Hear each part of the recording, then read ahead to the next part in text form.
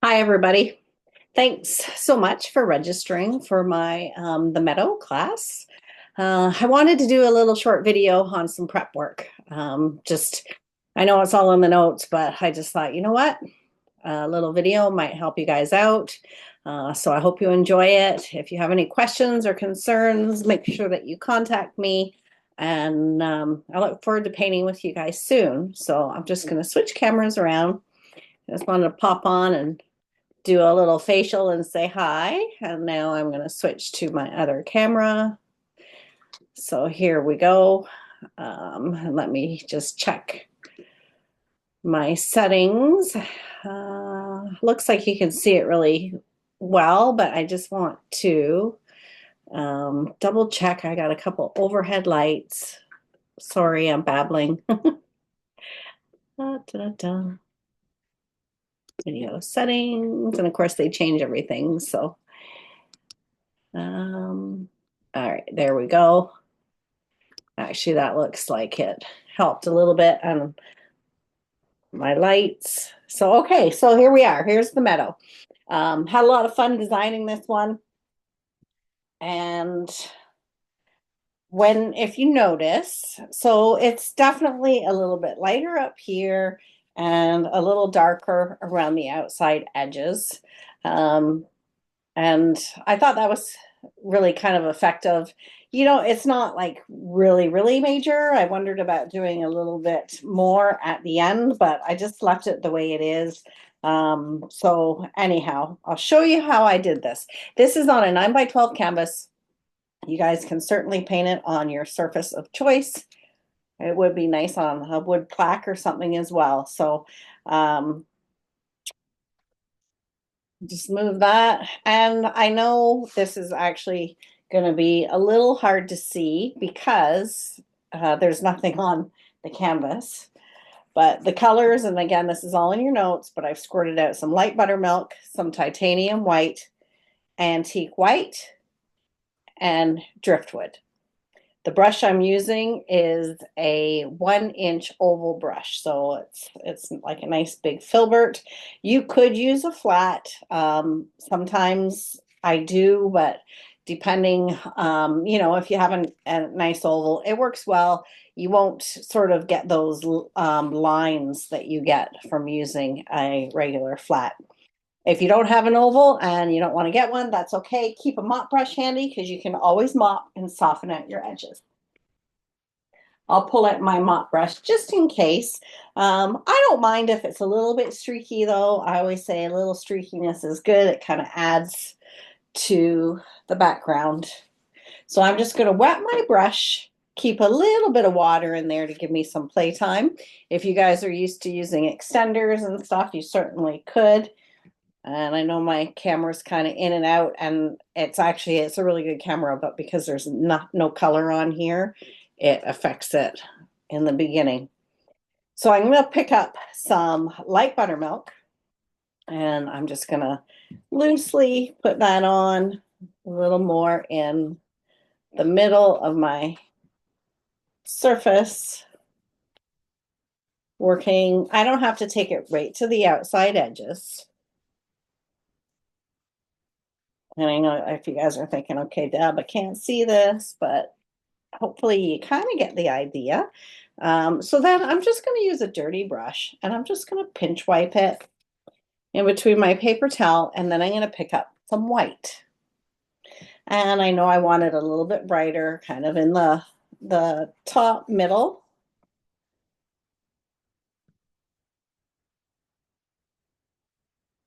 So it's nice to have that light buttermilk on there because you can just blend and soften your colors together. And yes, I'm looking at my screen and it's hard to see, but okay, let's work into the antique white. So a little bit of antique white. I always say less is more. It's easier to pick up little bits of paint at a time than it is to put it on too heavy and struggle. So I'm bringing my antique white a little bit more from the outside edge, and then I blend it into my light buttermilk. So my idea of doing this was I felt like it just kind of aged the piece a little bit, which suits that rusty old pickup truck.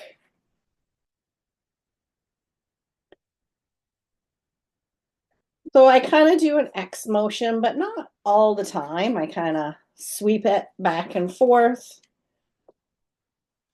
And maybe just a little more up in here.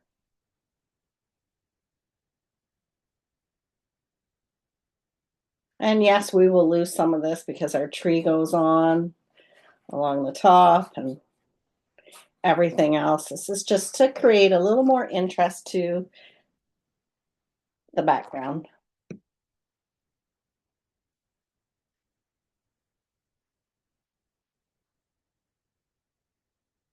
So I think that's looking pretty good. And then I'm just going to pinch wipe my brush. You can start to see it a little bit better now. Soften it out just a little bit more there. So pinch wipe my brush, and now I'm going to pick up just a little bit of the driftwood. I know when I was doing this, I liked the colors, but the antique white can start to look maybe a little too yellowy. So it's got that nice aged look to it, but I just felt like maybe I needed to bring in a little extra of something. So I grabbed the driftwood, and I like the driftwood a little bit more along the bottom of the canvas. I just picked up a tiny little bit of water in my brush just to get my paint to move. And notice I'm pulling this a little more across because it's my ground area.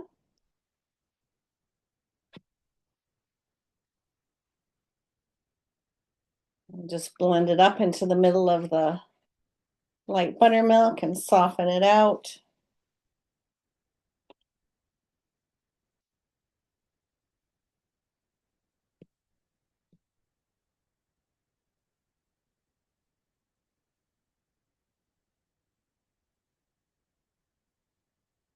Oh, I think that's looking pretty good. My hand out there so you can hopefully see it. I know it's not the best, but that happens when you have such a light background. But once we start to get color on there, then it works a lot better. Okay, so I'm just going to take a minute. What I'll do is while I have these paints out, I'm just going to take a minute and maybe do the edges of my canvas. And I'm going to dry this and set it, and then I'll get the pattern on so you guys can see it. So I will be back in a few minutes.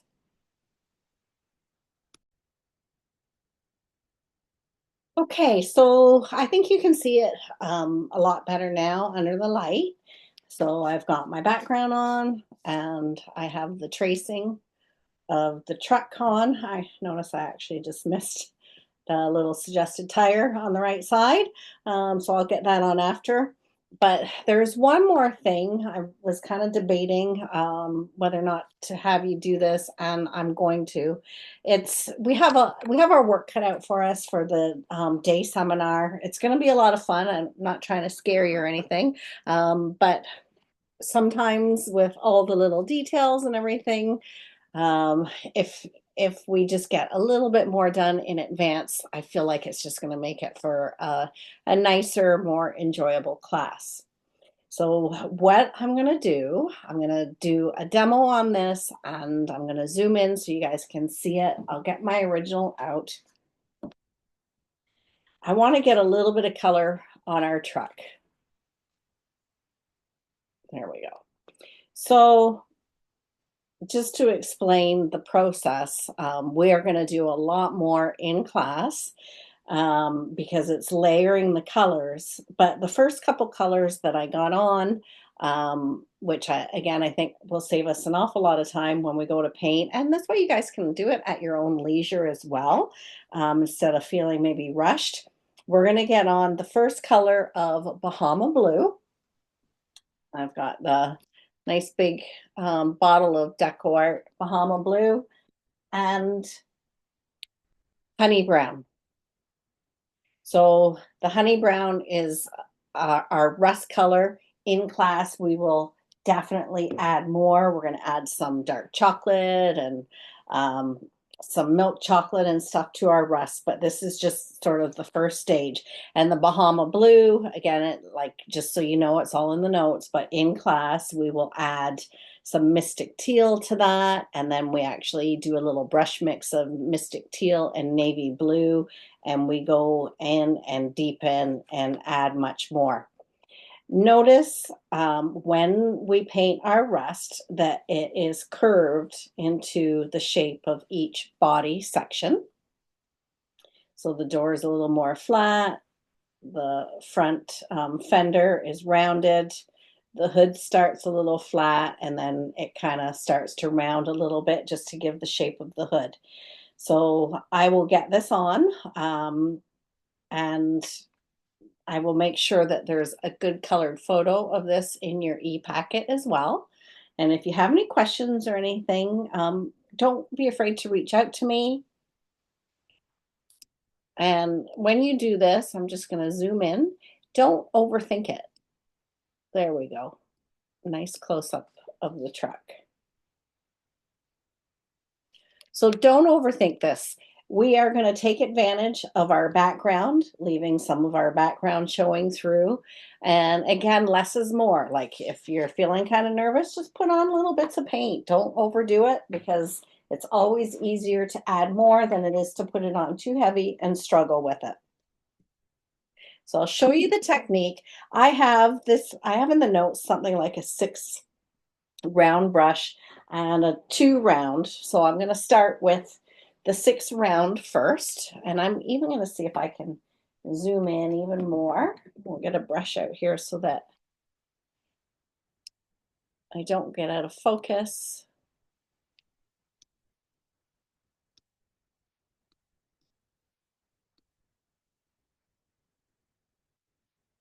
There. That looks pretty good. So I'm going to do the door first. So I'll even get my paint out. So I've got some Bahama Blue, and what I'll do, I'll pull a little bit off to the side, a little too much water, but a little bit of water in here is nice. If it goes on a little lighter is better because when it's dry, if you want to hit it with a little bit more here and there, you can. So my paint's a little washy, and then I'll just go to a dry spot on my paper towel, touch my brush off. That'll touch off any like heavy water, any extra paint, and it makes it easier to just go in and paint one section at a time. I just swipe my brush off again just to remove a little extra paint. So when I do this, I'm just gonna think of like my old rusty pickup truck. And I don't want to fill the whole thing in. I want to take advantage of my background showing through. And I know that I'm definitely going to want to go in and add more colors later. So there's just about the right amount, I think, of the Bahama Blue on my door. And then what I'll do is I'll pick up a little bit of honey brown. So not as much honey brown. Whoops. Slightly thin it with a little bit of water. And again, just to make sure, tap my brush off on my paper towel and just kind of looking at the colored photo and seeing where my rust sits. I can never paint it the exact same, but I'll just tap on a little bit of honey brown. It's a little washy. I just picked up a little more paint. And it's kind of nice to do this while your Bahama Blue is wet because then they just kind of blend in nice together.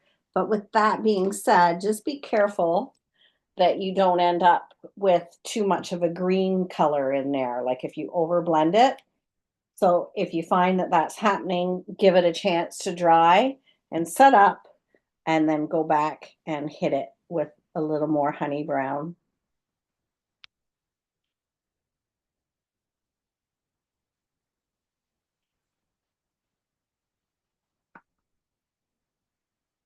So this is just really repetitive as well. So that's another reason I just thought, you know what?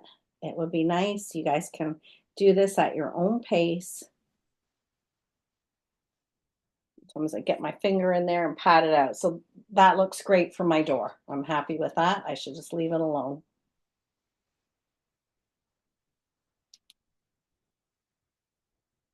I'll clean out that brush and I'm going to go back into my Bahama Blue, slightly thinned with water. And I'll start on the hood. Don't forget to tap your brush off on your paper towel. I find that helps a lot. This kind of takes out any heavy paint.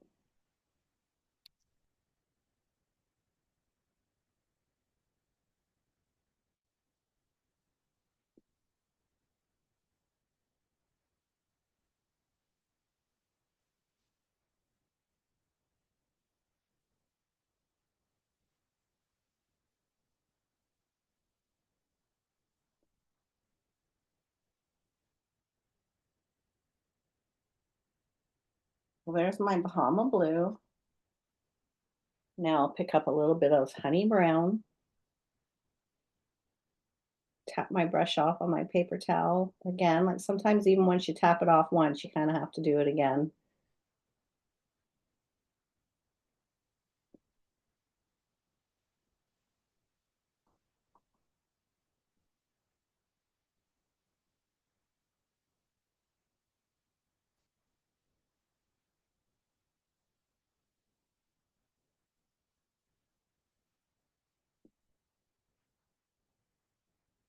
So I pull with my brush. Sometimes I even pat with it a little bit. Just going to turn my piece a little bit. I can get some above the windshield.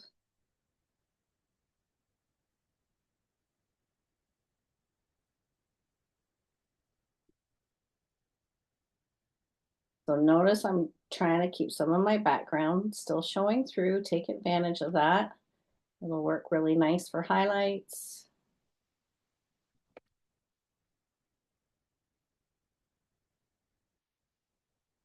Just gonna, while my paint's wet, I'm pulling up a little bit with my brush above the windshield just to try to get that nice shape.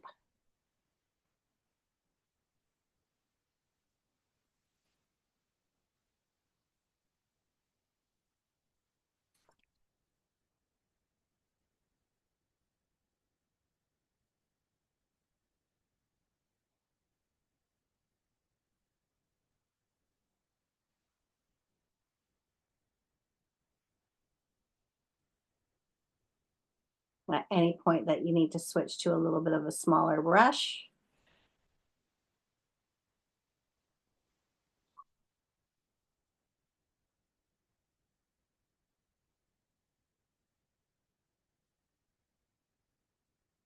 So clean out my brush. I'm back to the Bahama Blue. I'll let that area dry.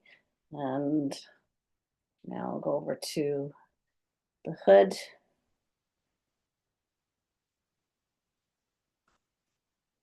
And you'll know as soon as you touch your surface if it feels a little too watery, tap your brush off.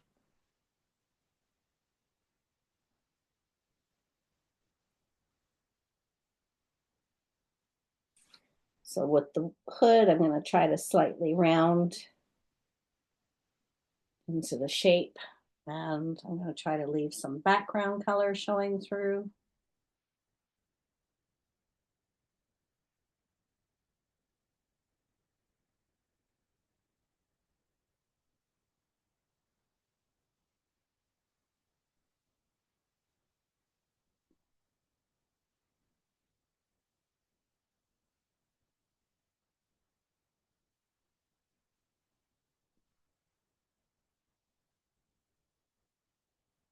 So notice I'm kind of working in between some of those moldings because my brush is pretty big.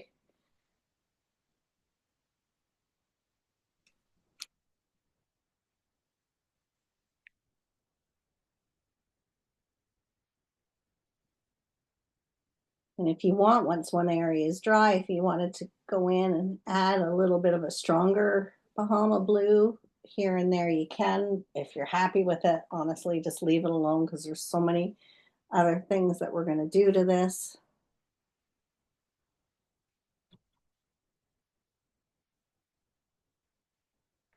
Clean out my brush, pick up a little touch of honey brown.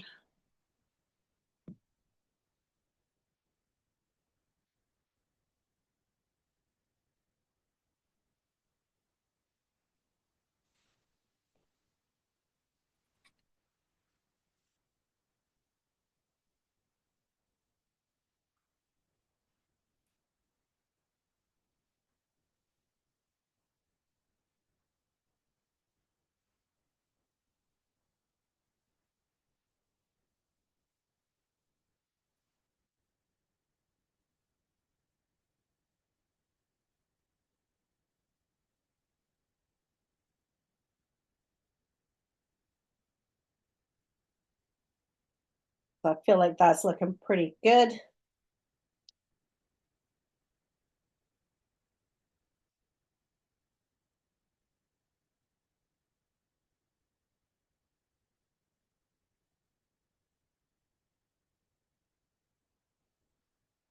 It's good to get this on. Make sure when it's all said and done that you can still see any of those little molding lines and stuff. This is washy enough too that I can still see my graphite lines.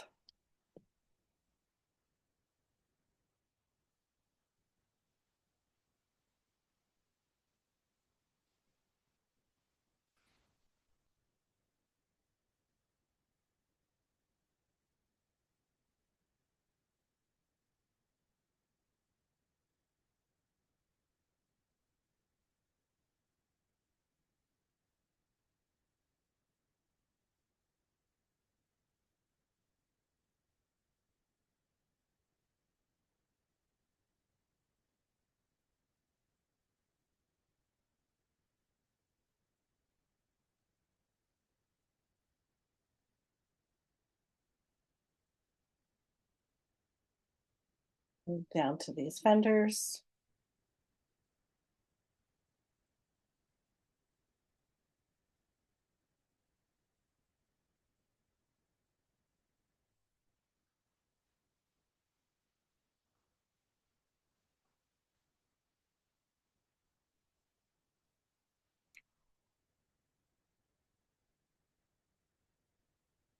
So it's just the two colors.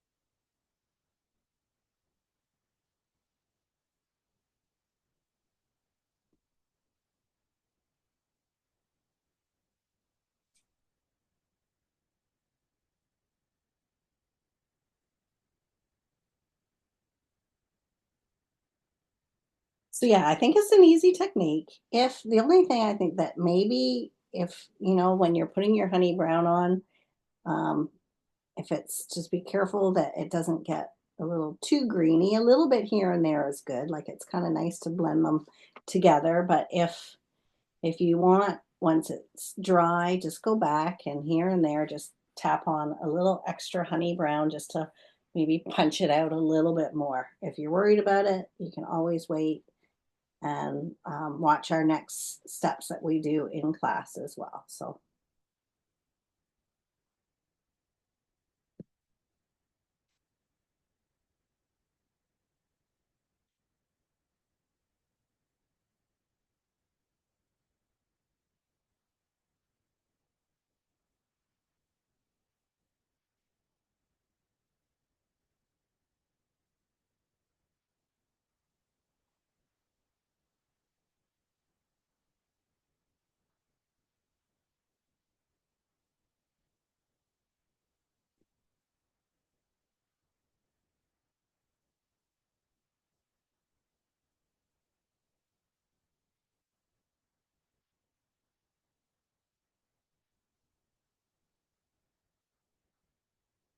So my Bahama Blue, and I just sometimes got to kind of remind myself that I need to pull the paint into the right direction of the body part and also not to fill it in too heavy to keep some of my background showing through.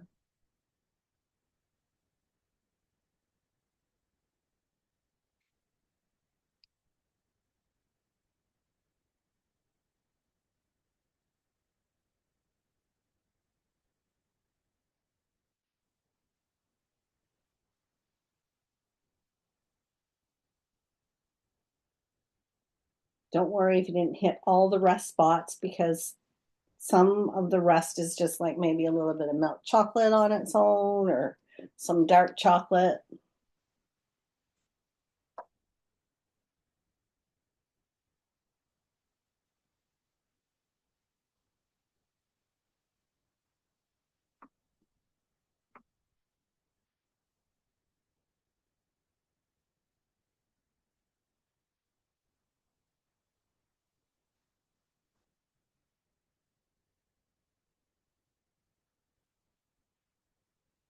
So if it goes on a little streaky, streaky is good because it's just an old rusty truck.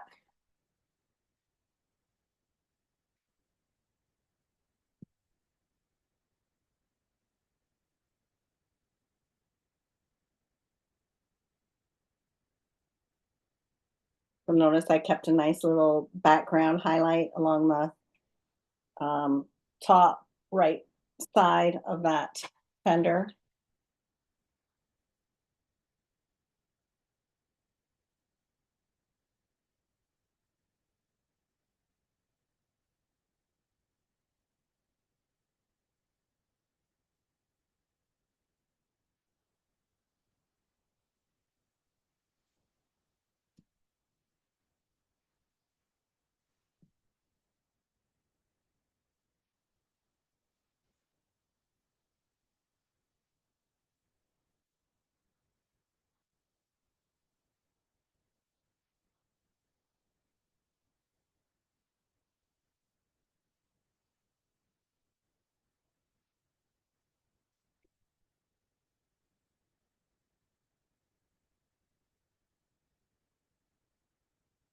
Switch to my smaller number 2 round brush and just do some of these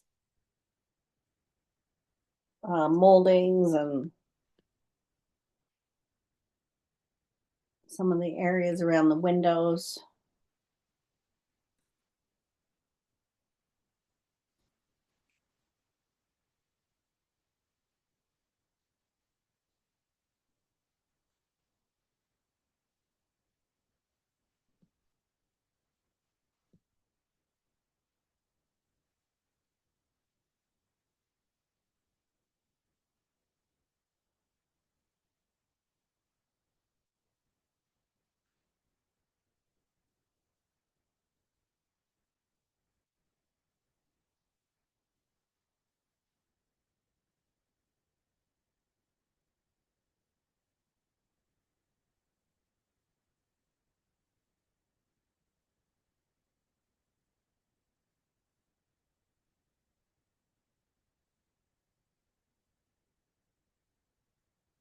You can tell some of the areas it's more honey brown too, so you always don't have to start maybe with the Bahama Blue and you get into some of these rustier areas around the windows.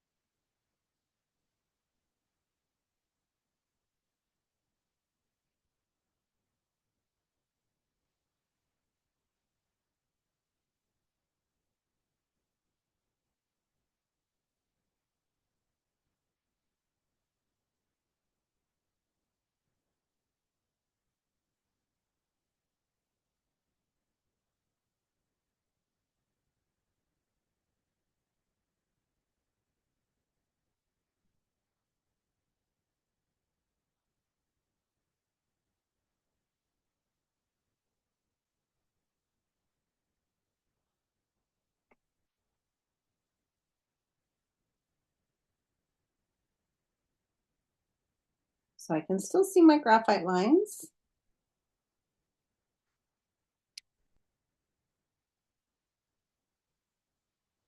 Still see some of my background.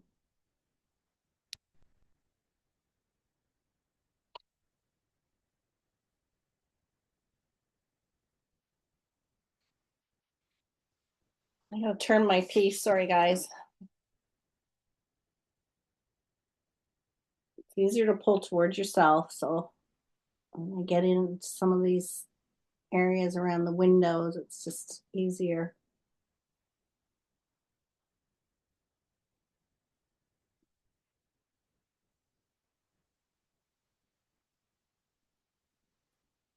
And don't worry if it's looking a little messy. At the end, we actually outline everything a little bit here and there, either with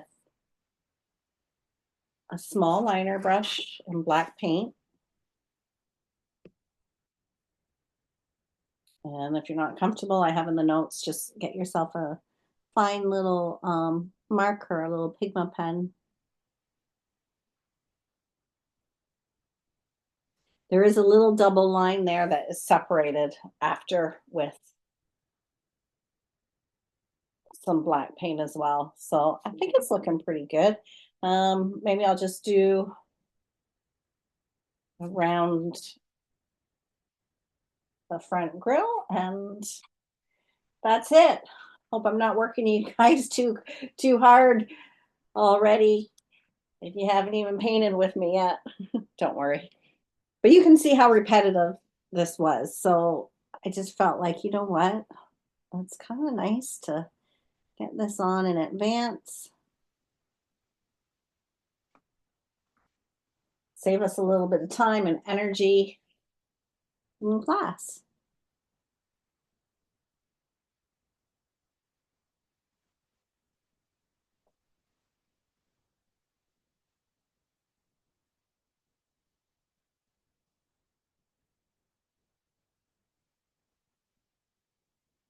The right side kind of just tapers off and disappears into that grill.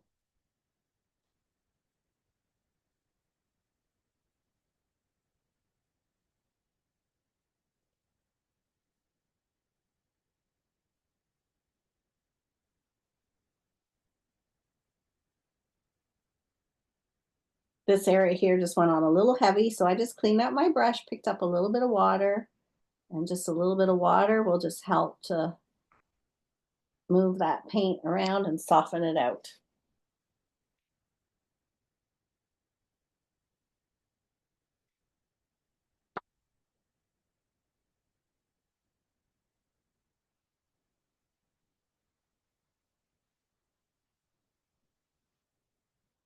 Okay, so I'm going to zoom out here.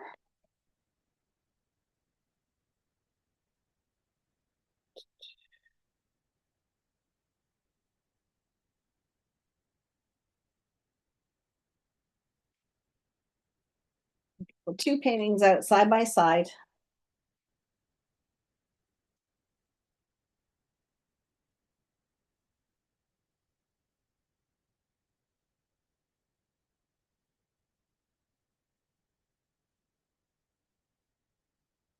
All right, so there we go. So you can kind of see the start.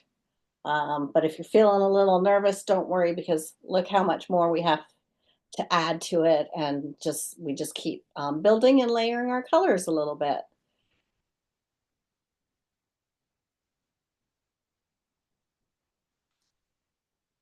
See if I can zoom in just a little bit more.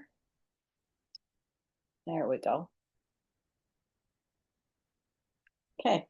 All right. So I hope you guys enjoy this little prep video and I really look forward to meeting you all in class.